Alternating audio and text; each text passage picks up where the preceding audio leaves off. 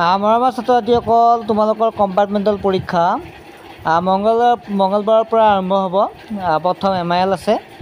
তোমালোকৰ ৰুটিনখন পাইছে চাগে, আৰু মই ইউটিউবত যিহেতু তোমালোকক ভিডিঅ' হিচাপে প্ৰস্তুত কৰি জনাই দিছোঁৱে।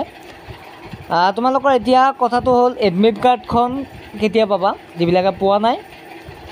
ছাত্ৰ ছাত্ৰীসকল, এডমিট কাৰ্ডখন তোমালোকে অনলাইন যোগে ডাউনলোড কৰিব নোৱাৰিবা। অৰ্থাৎ এইখন ডাউনলোড কৰাৰ ছিষ্টেম নাই, মই তোমালোকক দিব নোৱাৰিম বা অনলাইন হিচাপে তোমালোক দেখুৱাব নোৱাৰিম। এইখন তোমালোকে অফলাইন হিচাপে পাবা। তোমালোকৰ যিটো পৰীক্ষা চেণ্টাৰ বা তোমালোকৰ বিদ্যালয়ত তোমালোকে খবৰ ল'বা। খবৰ ল'লে তোমালোকক এই যিখন এডমিট কাৰ্ডখন দি দিব। যিহেতু মঙলবাৰৰ পৰা পৰীক্ষা, তোমালোকে অহাকাইলৈ সোমবাৰ তোমালোকে অহাকাইলৈ খবৰ ল'বা বিদ্যালয়ত।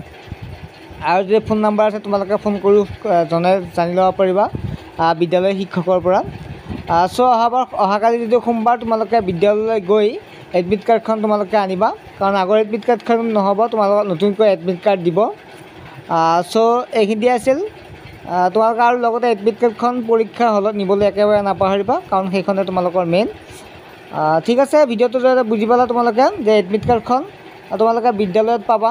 তোমালোকে যিবিলাকে ভাবি আছা যে অনলাইন মাধ্যমত পাম, তেনেকুৱা নহয়। তোমালোকে বিদ্যালয়ৰ পৰা লৈ ল'বা। ঠিক আছে, নেক্সট এটা ভিডিঅ' তোমালোক লগ পাম। আজিলৈকে বাই। ভিডিঅ' চেনেলটো তোমালোকে ছাবস্ক্ৰাইব কৰি ৰাখিবা।